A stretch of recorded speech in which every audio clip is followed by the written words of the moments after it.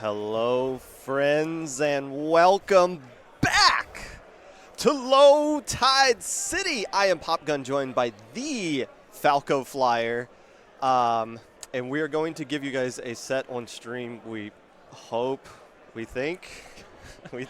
You know, as we saw, there were a few technical difficulties early on, but hey, we think we got them figured out.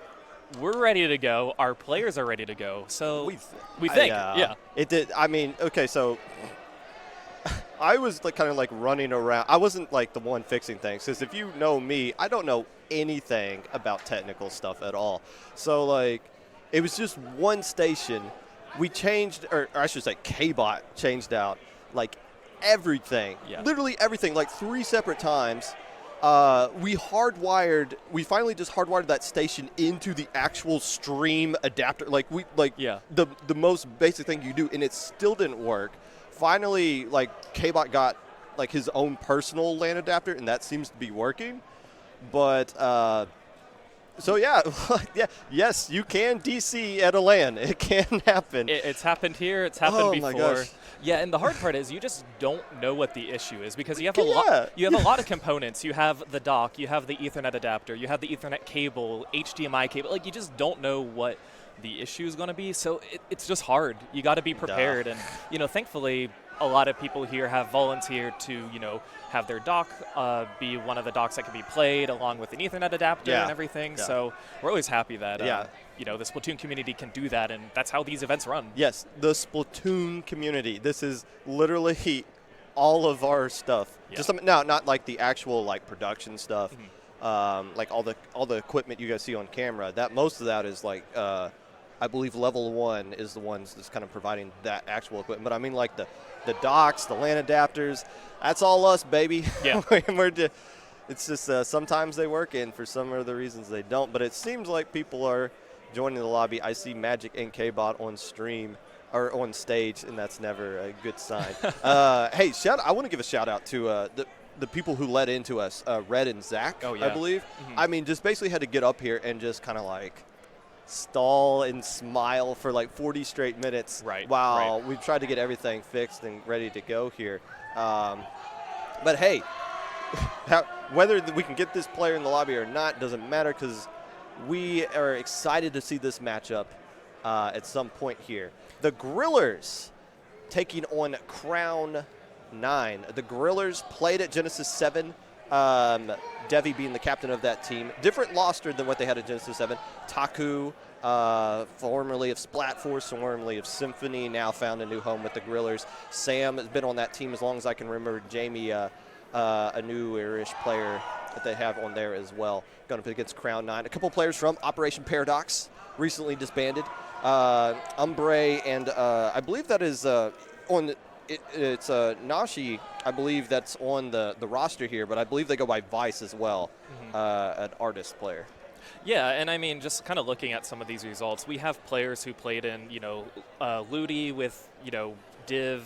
What do we have? We have Div 2, Div 3 teams. So these are going to be good contenders for this match, especially moving forward to a potential top cut. So, yeah, but we're getting a few more things situated, and we'll get started pretty soon. But, I had the pleasure of playing in the first pool earlier on, but it was hard. It was so much fun though. So I'm still coming down from that high, and we are ready to get started pretty soon.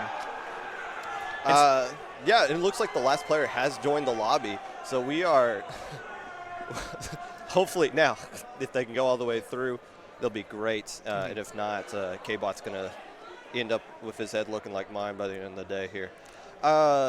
Yeah, I mean, this should be – I don't know. I mean, with group stage, it's hard to find those matches that are like 3-5. Like you said, you played in a lot of matches where – now, like you said, you were kind of scripted to finish in like the bottom, which you did, but you still took so many teams to Game 5. So, like, when you put a match on stream in the group stage, it's almost just a toss-up of where it's going to be sneakily competitive or not, because you don't know who's going to do what when the lights come on, when you're on stage, when you got a crowd around you. It's a lot different from when you're just kind of sitting in your room and like Yeah, because, these teams are kind of seeded because, we want This is the group stage. Yeah, the group seeds are seeded, but like you said, it's kind of rare to see a game go to Game 5 during these pools. Yeah, it doesn't happen because these teams are supposed to be kind of separated just a little bit so they can then be put in their brackets later on. But yeah, we had 2 sets that went to Game 5, and fortunately couldn't pull them off, but the Twilight Night Sinkers, we tried our best. So. Now, I commentated 5 sets at Riptide. Mm-hmm. All of them were 3-0s. And those were top 16 matches. All of them were top 16. Right. So hopefully we can break that curse for both of us, honestly, because you were stuck with me during that as well. Yeah. The Grillers lineup, Devi told me, I'm talking to both these players, or these teams a little bit today, actually. Devi told me that what I expect them to use is not what's actually going to happen. I don't know what that means. She didn't elaborate on that. Yeah. But so what? No Hydra? I don't know. Yeah, because we know Devi plays Hydra. She loves a Hydra. She can do blob. She can do Charger. But So I don't know what to expect from here. Yeah. Now, she did kind of hint that V Hydra was going to rear its ugly head around there. Mm-hmm. I have my thoughts on it, and we're going to be positive today. So we'll wait and see what kind of goes along with that. For Crown 9, Dan and Balloon, obviously from Operation Paradox. Dan tweeting out before that this was going to be the last event that he does before retiring for Splatoon 3. Yeah, right. We've heard that before. I remember my first time retiring from the competitive scene. Yeah. But still a really good player. Uses K-Pro, I believe used K-Shot. This team actually played in SOS together recently, as Dan opting to go with that K-Shot. And there, is that the vanilla? Are we using this already? No, it's the custom. Yeah, All we right. have the custom. Fair enough. So yeah, Devi with the custom Hydra, and I really like the comp too from Crown 9. I feel like that's going to be a little more aggressive. And right now, I mean, Claim Blitz, you just kind of have to spread out in the map. You really don't have an agenda per se. There's no clear objective going forward, but it looks like that's already going to be 2 picks for Crown 9 as they are going to be pushing forward. They don't have a power claim formed quite yet, but they are working on it, doing a good job getting these splats and pushing forward as they are now with 9 claims pushing forward, but they are 2 players down. It's going to be hard. They have to wait for some of their players to respawn. Can they go in and stay alive and survive? But here we see that ends up still trying to get some picks, able to take down the Tentabrella, but now trying to get some more clams. Balloon a little too comfortable right now. Look, already 4KA kind of leading the pack. They don't really have an answer for Balloon. Just kind of sitting at that corner waiting. Oh, missed. Oh, missed. Hey, on latency, maybe that swerves a little light. You got to adjust a little bit to the game actually working around here. Still able to get a score in, and Devi being the last one left alive, damage is going to be done here. Yeah, I mean, they're just going to be trying to get some of these more claims. And then they have the map control too, as we see some players trying to back out. Getting a pretty good push, almost to 60. That's where they want to get, but the Gorillas really need to get these picks, and they are, which is good. Slippery. The basket's still staying alive as they are now pushing forward. Gorillas doing a good job preventing that 60 push as they try and take more of the map, and they are doing a really good job getting these picks as they are now pushing forward. Yeah, and I guess the kind of issue right now is that they're not getting a lot of specials out, them being the Grillers, but now they're in a good position. They got some clams, they got some bubbles to work with Jamie on the tent. They popped the basket, bubbles coming out as well, and they have enough clams to kind of sustain this push a little bit here, starting to get some picks as well. Might not get lead as we see Crown 9 coming to jump back in, starting to get some cleanup and get control of bridge here. But, hey, a little bit of life from the Grillers, a little bit of back and forth. Essentially a tie game with 3 minutes to go. Yeah, absolutely. And Devi was pushed up. Unfortunately, didn't really have any more claims. And when you're pushed up as a Hydra, it is hard to stay hidden, so you are going to have to retreat. It's really tricky. But now 2 players down once again on Crowd 9 as Grillers. They're still holding this. Ooh, and a very nice inkjet snipe from Vice. Yeah. That is Vice doing a very good job there, getting control of bridge. They're going to try to score off of this? Even if you land that, you're not going to do much. It's hard because initially you're like, yes, this is a jump, and then right when you jump, your teammate gets splatted, so it just becomes so tricky. But again, we have, like you mentioned, we have a really good stalemate just halfway through this match. Again, both teams only scoring once so far, and not too many follow-up claims for both of these teams, but we are dead even. Well, Crown has had the more opportunities to get things going. They've had the man advantage, they've had map control, but they're just having like 2 people are just keep going down at the wrong time. And here, another situation where they have map advantage, 2v4 situation. They got a ton of clams. They have control of mid. Can they start pushing up? Devi being an issue right there. They take care of Devi. So surely they're going to find a way to get some more points up here. But then again, they come back in. How are they not slipping through this? Yeah, Crown9 doing a really good job just applying the pressure. Even if they're not quite scoring yet, they're saying, hey, this is our stage. We are finally going to score, get 2 power claims in, get all the way to 41. Can they score again? They have 2 players alive. It's going to be really hard. But we do see a flank from Sam as they are trying to now take down the last player. But they are able to get 32 remaining. So Crown9 with a very good lead so far. Yeah, Sam is feasting right now and is keeping the Grillers in it. But again, another situation. Grillers have map control now. But it seems like the pushes they're doing are more forced instead of trying to just create the pushes a natural way. Instead, yeah, they're losing 2 more players before they can even pop some specials here. Still a minute 10 left to go. Plenty of time on the clock. Not a lot of building points they got to work with either. But it's been Crown9 that's been in control of the map basically the entire game so far. Yeah, and they have 3 specials ready, and that's just going to be really hard because they're going to try and use these as the time ticks down just a little bit more. But Griller's doing a good job just trying to staying alive and really trying to get some more map control, but it's going to be really hard.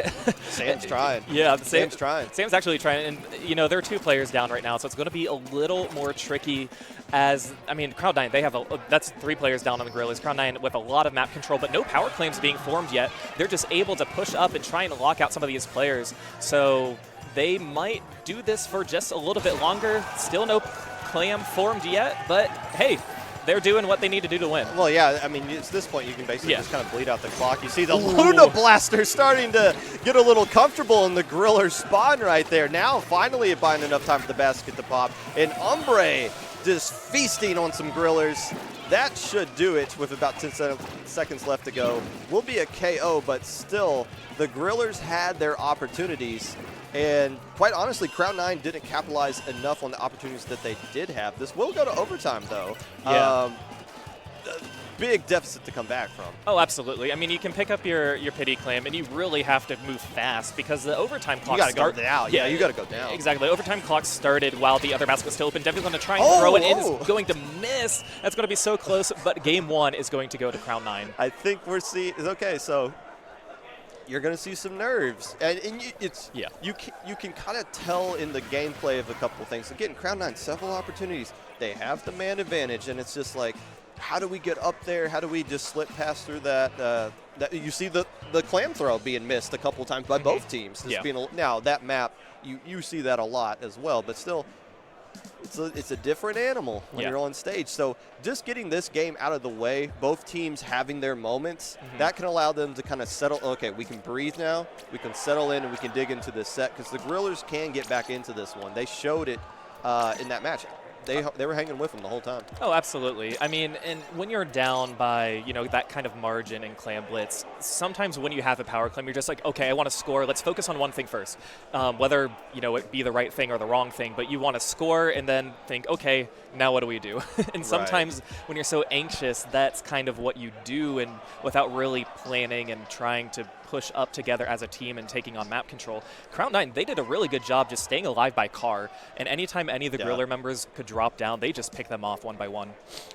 Speaking of the Griller, Sam listed as kind of the flex player here, which you kind of got to be the flex when you have Devi, who's a designated anchor. You got Taku, who's been doing NZAP as long as I can remember. Obviously, they use Jamie on Tent. Maybe that's what Devi was alluding to as like the kind of little difference that we normally see from the Grillers. But so when you got a player like Sam who's flexing, there's no flexing here with that lineup. You have to be the Slayer. Go sick 'em, Fido. Go get some kills there. Sam was getting a lot of splats with that Splash-O-Matic. Oh yeah, absolutely. I didn't really see the splat count at the end, but I mean, just a good performance by Crown9, especially the Luna Blaster there at the end too. Umbre. Yeah, Umbre. I mean, that's just what you're waiting for. These Crown9 players, all of them can pop off at any moment, and it's just wait for the game to last long enough for somebody to get their games off. Now, the biggest win of that match was that we got through it. We did, yes. That's a dub. Congratulations, everybody. The stream will go on. Yeah, we got through it, and now we are ready for game 2, so we'll see if the Grillers can respond. Oh, come on. There it is, the V Hydra. The splashdown shenanigans, double splatter shot. Octo shot coming out from Sam. Jamie opting to go with K-shot. Yeah, I mean, missiles are one of my favorites personally, just to lock people out, and then having the inkjet is so crucial as you can just like push up on the ledge. And speaking of pushing up, Crown9 doing a really good job getting a few picks, taking the zone, able to capitalize this and regain the zone. As Devi's now going to be jumping out there like, hey, I'm not in a good spot, I need to get back. But look at the map control already by Crown9. Yeah, and this is, how do you play it? Do you go up into the base? Do you try to harass them? Or do you just kind of stay back, let them come to you? Sam opting to take a fight, and Ombre punishes it. You would like to see some specials being built up here. Devi caught way out of control. So instead of building up the specials, the Grillers are trying to just get some fights and just flat aren't really winning it. And still Taku's starting to work around that right side right there. 2 players going down for Crown9. Jamie opting to go in, taking the knot head on and surviving to tell the tale. Grillers clean up and they recap the zone. Yeah, Grillers finally get it, giving 47 penalty points to Crown9. It took a little longer, but hey, better late than never. As now Devi is in this position up here. That is a dangerous spot if you're the enemy team, having that Hydra just up front. But now we do see an inkjet coming from Sam, trying to lock out some of these players. And the K-Machine able to drop down, but is going to get splatted. So the Grillers doing a really good job just holding out some of their teams. Jamie's going to be pushing up, but unfortunately going to go down. But just once again, now we have more inkjets trying to take down Devi. Devi is then going to go down from the inkjet, but they're able to recap, so Crown9 back in control. Okay, so you see the differences in breaking out of the lockout. One team kind of just rushing in, trying to get some splats, which miraculously worked for the Grillers. Crown9 opting to kind of build up specials going with that. Get them the zone back a little bit faster. That's why they still got the lead right now. But you just see the differences in how you create a lockout and how you break out of it on this map, utilized by both teams. But right now, Crown9 just doing a better job on the lockout, and Sam, no way you can survive that, unfortunately. Yeah, Crown9 able to recover and push up. And now we do see Taku trying to go around the right side, but is going to be spotted by that K-Machine, trying to push in, building some specials, maybe building some armor to try and push forward. But this Crown9 team doing a really good job just not letting anybody drop down, keeping that entire mid area painted, as they have 3 specials ready too, so they're going to be trying to utilize these coming up. But now Sam is going to be hopping on the top, able to maybe get some picks, but is going to try and hop on the other side. Ooh, and a very, very nice pick, hopping over the ledge. And that is going to be 3 players down, so that's going to be really good for the Grillers. Yeah, as Sam goes, the rest of the Grillers will go with them. So far, doing a good job of getting up in this. Basically, just like taking a fight that sees them and just finding ways to win it, keep the game going a little bit longer. That's all you really need to do right now. Popping this inkjet really early, able to get a splat with it, sends Umbre back to spawn, combined with some missiles here. Penalty points gone for the Grillers. Yeah, I mean, Griller's doing a really good job now trying to push forward. We see Devi over there trying to go up slick just a little bit, has some armor, but they are down a player right now. They just need to prevent this suction rush push, this inkjet push, but they aren't going to be able to do it as Crown9 caps the zone again, and that's going to be a soft wipe there as the Grillers all go down. Crown9 is going to be pushing forward, pushing up this left side, trying to get a lockout. Devi able to get a trade. They'll slow down a little bit of armor push coming out. Plenty of time. Look, 35 penalty points here. The time on the clock, you don't really matter. Sam dropping. Nice response by Crown9, realizing Sam's a little bit of out of control, out of position right there, and just dumps in with a 3v1 situation. And that might just end the game right here unless the Grillers can find a way to land that splashdown from the V Hydra, honestly. Yeah, they're trying to use some missiles, trying to make their way there, but it's not going to do it as 3 players are down. Crown9 going to be taking game 2. Nicely done. And again, kind of recognizing the little bit of mistakes the Grillers were making and punishing those mistakes. You saw Sam dropping on that right side, the call-outs going, hey, come right court. The 3 players instantly swarm in, punish that, and then when you take care of Sam, the rest of the dominoes you can start to work at right there. But still, the Grillers showed life. It looked like they were about to get run off of the Art Academy at the very beginning right there. Able to come back in, show some life, create some good lockout situations. It's just sustaining those lockouts against a team the caliber of Crown9, who many people, including myself, expect them to be playing on Sunday in top 12. Now, you're going into game 3. Might be another 3-0. However, these LAN environments, the worst thing you can do is let the other team get hype. That's the worst thing you can do is let them get confidence. Right. If the Grillers, they don't even have to win this. If they just come out and dominate the opening 30 seconds and then get that right mentality and then you win that game, and then the sets, you lose control of the set and you might never get it back just because of everything that's surrounding this. Yeah, and on one hand, when the games are pretty close, like the Grillers, they have been competing, especially in that Splat Zones game, because they can do a 180 into like just a split second. You can get a team wipe, you can cap, you can push forward. But like you said, it's harder when you you go down 0-2, and even if it's a close set, it's still hard because you're just thinking, okay, we were so close. You kind of let that get to you, and I think they can still pull something out, of course, but it's going to be hard. But we'll see if the girls can do it. Game 3, tower control at main stage. This is a Hydra, a Splatling playground in general. Remix working out really well here as well. But if I'm Devi and I'm going to use the Hydra that I use, and you build your team around that kind of play style, I'm excited that this map came up. If I can work those flanks the right way, which weird enough you can flank with anchors on this map. Splatling's run speed works out really great here. If Debbie can kind of work those angles on the left and right side, maybe they can find a way to get into this one. But if Crown 9, I want to make a statement, not just for this set, but for the rest of the entire tournament, and end it right here. Are we going B again? Doubling? Oh, no, custom. So single armor. That way Taku can switch to the Orange Zap and provide a double missiles. Yeah, which, double missiles on tower control at these checkpoints is really going to be crucial. You're going to be forcing some of those players off of the tower. That's going to be a very quick tower ride for Crowd 9, but, they have the map control. They now have the player advantage. I was going to say they didn't have it before, but they're able to get these picks. Dan on the tower. We see Umbre pushing up, and we see Vice over there on the left side. Dan now trying to push up, pushing out Sam, and, this is going to be a very early first checkpoint for the Crowd 9. Yeah, the Grillers went in. They're going in trying to throw some punches. They're just not connecting, and now they're kind of getting punished for it.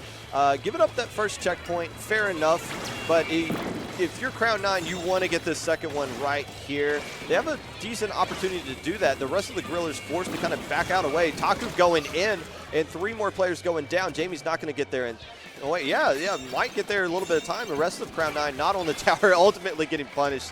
There's your second checkpoint. This one's starting to get a little out of control. That is a little hard for Crown 9 as they had a 3-player advantage, but unfortunately just nobody by the tower, because now the tower would be at the checkpoint. But again, they're doing a really good job just getting these picks.